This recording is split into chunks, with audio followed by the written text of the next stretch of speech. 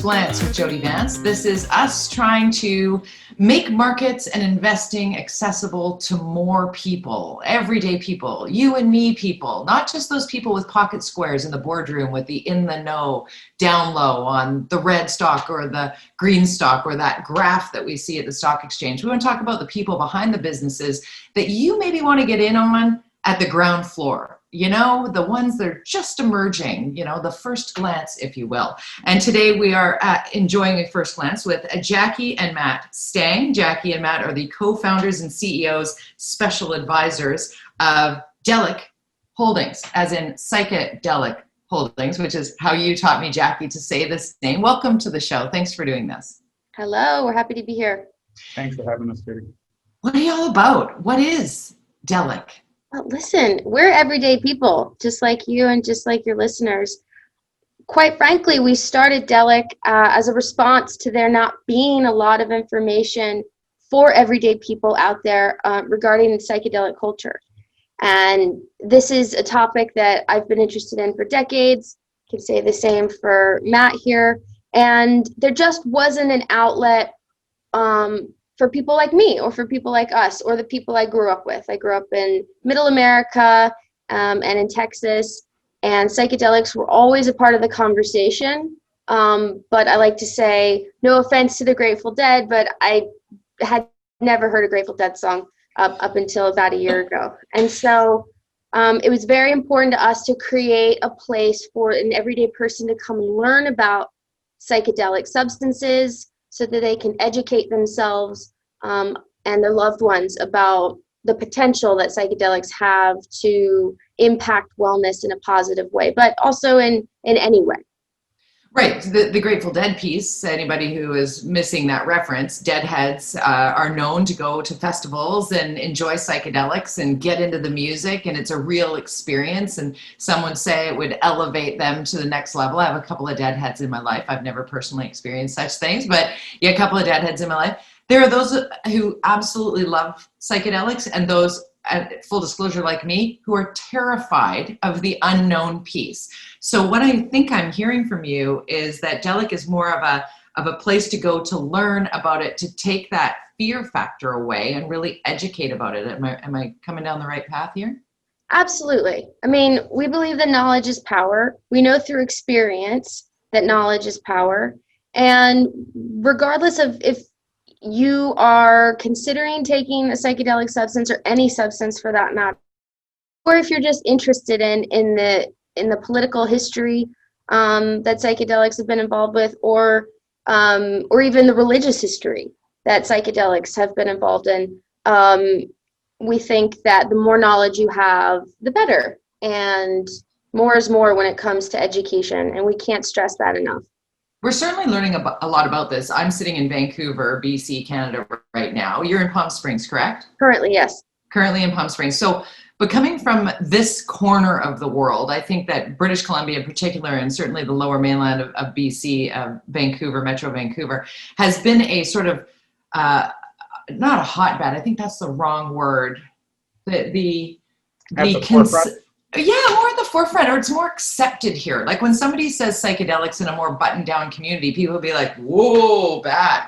You know, here, smoking pot walking down the street, and I would not necessarily consider marijuana a psychedelic. Some might, though, if they've lumped everything into one. But people smoking pot walking down the street in Vancouver has been something that's been going on for decades and decades and decades in sort of an acceptable fashion, where so now the conversation here is moving to like micro dosing mushrooms in order to truly help with depression and mental health issues that could significantly positively impact the lives of millions of people if done with knowledge and ethics and awareness, right? So is that part of what comes into play here? Yeah, I think for us, I mean, when you're talking about Vancouver being at the forefront, you know, my background is I was one of the owners and the person who ran High Times for many years. So, you know, at the forefront of cannabis legalization. And in my early days, the most out there, fringe, interesting place for cannabis was Vancouver. right? It was at the forefront. It had the New Amsterdam Cafe. It had Hastings Street, where people could just go buy pot in the early 2000s, where it was basically Amsterdam and Vancouver. So I think the way we see it, and obviously, the Pacific Northwest, which really encompasses California, Northern California up to Vancouver, has been at the very forefront of psychedelics as medicine for the last 40 or 50 years. We see safe and legal psychedelic medicine as a really incredible way to address this mental health crisis that's going on in this country and in this whole planet. We think that there is a tremendous amount of trauma and stress and anxiety before COVID, and then it's magnified 10 or 20x with all of the stuff that we've all had to go through. I don't know, we're on lockdown here in California. I don't know if you're in lockdown in Vancouver. We are not, thankfully, but we are sending you our best, because we are seeing the news of your lockdown there. So Certainly. we're back in that world, and so it's more stress, more anxiety. And we feel very strongly, part of the reason that Jackie and I founded this company was to create a place for people to find safe and legal psychedelic wellness. And part of that has been building this platform that sees hundreds of thousands of people a month and shows them what is safe and legal psychedelics, helps them convince the people in their family who might be interested but might not know, helps them convey it to folks with mental health issues who don't know how to fix or change their lives. And so what we've done is we've built this platform, and now utilizing this Go Public transaction, we're going to be acquiring some clinics that actually provide that safe and effective psychedelic therapy. And we're going to put all of this under one basket and help guide people through their journey. They come in, they learn about it, and then they can go to one of our clinics and actually have a safe and effective psychedelic wellness experience. Right now, that would mean ketamine. We know there are other novel compounds like MDMA and psilocybin that are a year or two down the path. And that's our strategy, is to really build a funnel of people who are interested in coming online and then directing them to places that we have vetted and utilized. My life has been in the alternative drug space for 20 years, really brought the best in class people underneath this. So you'll see that in the next month or two. And people will be able to actually get that safe and effective psychedelic wellness from us. And then we have some other really interesting stuff. Like you said, in the mushroom microdose world, we're looking at a really interesting clinical provider that can help people get, really develop IP around mushrooms and how you can break that down into new and effective dosing mechanisms, new and effective products that are not maybe on the line into FDA regulation. And we think that with Oregon, we're going to be doing some really interesting stuff in the Oregon market, as it obviously just legalized and is following a path similar to what we built in cannabis over the last 20 years. So we think there's a lot of opportunity there. So Jackie, do you have anything? Yeah, well, yeah, I think it's also important for your listeners and viewers to understand too, going back 2 years ago now, which feels like decades. I think I heard a statistic now, there's over 100 psychedelic businesses. 2 years ago, we were being, scoffed at a little bit, like, what, a psychedelic corporation? Well, I called it a psychedelic corporation partially to be ironic, because I come from corporate America, but also because a corporation encompasses many ideas, not just one. And psychedelic wellness is not just one clinic visit. It's not just one dose of psilocybin, right? It's a lifestyle. It's a way of thinking. It's a way of understanding yourself and these substances that the earth has provided, and that chemists, quite frankly, have also provided us throughout the years.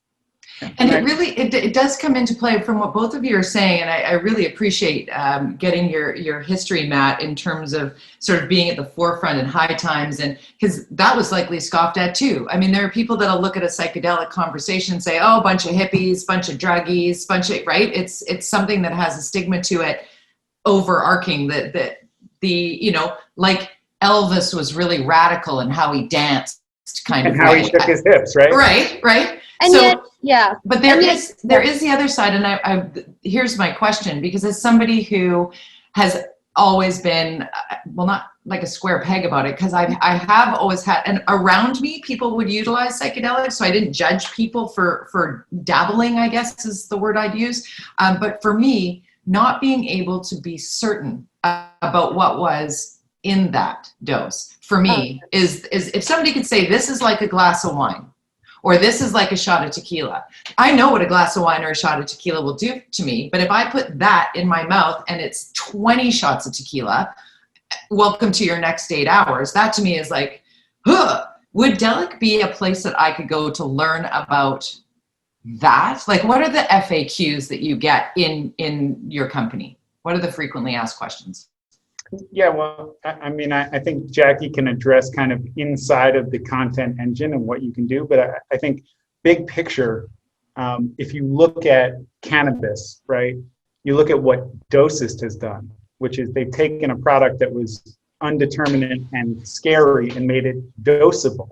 Yeah. So our senior advisor is one of the folks behind Doses, and that's kind of our mission and model is to help mainstream and clarify what psychedelic wellness looks like in a way that makes it digestible for folks who are scared because of 50 years of anti-drug messaging and a ton of misinformation, but also real information, because if you take 100 hits of acid, it's going to be really scary. It's right? going to be really bad. You don't know because it's a microdose, right? So a microgram of acid is entirely tiny. So I think that's where we come at this. Like the original Delic design came from the same folks who built the Dosist design. So like we have a similar framework in place in mind as we look to mainstream psychedelics by making it safe and effective and legal, right? So that's really where we come from. Well, also, Jody, in empowering the user or the reader or the consumer to gain the knowledge for themselves. You mentioned a shot of tequila versus a shot, I forget the other, wine. Shot of wine. Well, you know what those experiences are like, through your own experience of consumption, but also because for thousands of years, people have been consuming alcohol. Mind you, people for thousands of years have been consuming psychedelic substances, even sometimes inside of alcohol. We're a species who likes to alter our mood state, clearly, whether it be caffeine or chocolate or anything, right? And again, I can't stress this enough, knowledge is power. And so we can't tell a person what to consume or how they're going to feel. Experience is very important. But in terms of, you mentioned purity and quality of substance, I think ideally people learn to understand their mental health enough and learn to self-love enough to not want to consume something that they don't understand, because it could be very potentially dangerous for them, i.e. like street substances. And so we're definitely living that, Jackie. I mean, and that's a really big, important piece of this puzzle. Certainly here in British Columbia, across Canada, the opioid crisis that has hit North America, for that matter, many people looking at illegally acquired psychedelics being cut with something that could be deadly in one dose. Like, so moving, and I think, Matt, to what you're saying, if I understand you correctly, is wanting to create Delic Holdings as a place and a space to normalize the conversation enough to create those places that do have the doses that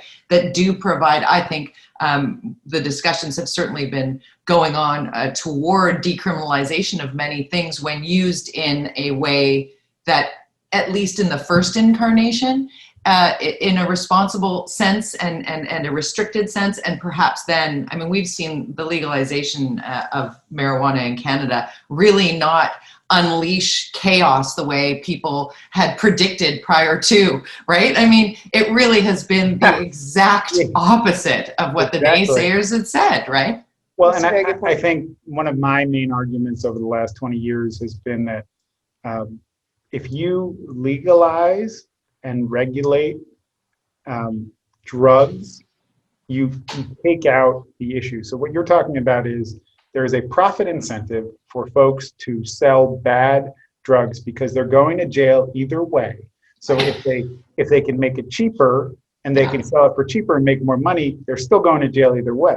So if you create a regulatory structure around substances and you do what Oregon just did, what a lot of these others, Vancouver is just about to do it, where you decriminalize and allow people out to make regulated products, you create a new model where people are not dying from substances.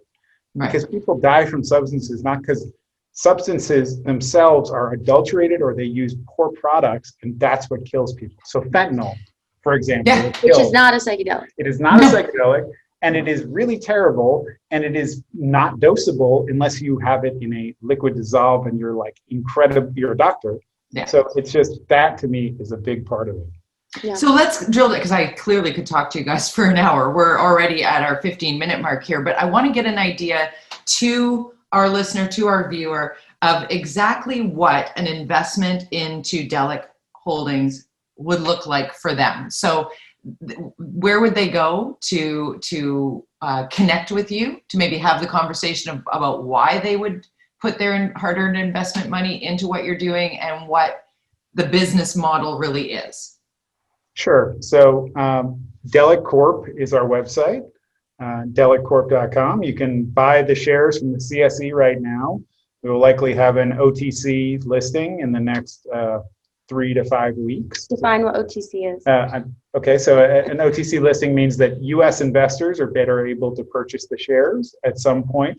Right now, I believe you can only purchase from the U.S. on TD Ameritrade if you have a CSE listed company.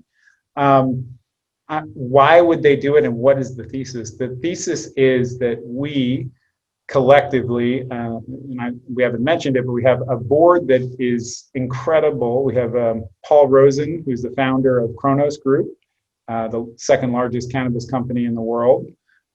This is his first psychedelic venture. We have Craig Fox, who is the manager of the Grateful Dead. So I know we're making Dead jokes, but he is probably He'll love it. He'll love it. the most connected man We love the Dead. in the world of music and culture. Yeah, exactly. Yeah. He managed the Elvis estate. So 2 of our cultural references. He's Ta-da. a culture guy. Yeah. And you know what you're investing in is an incredible team. So Jackie here was one of the first employees of Bulletproof. So she made health and wellness in the paleo world cool in a way that, you know, in the same way that you're asking the questions about psychedelics, some people ask the same questions about eating more fat or ketosis, but those things are now Holotropic breathing, what is that? at the front counter of every Whole Foods, right? So it's just, so Jackie has a really great record of taking things mainstream.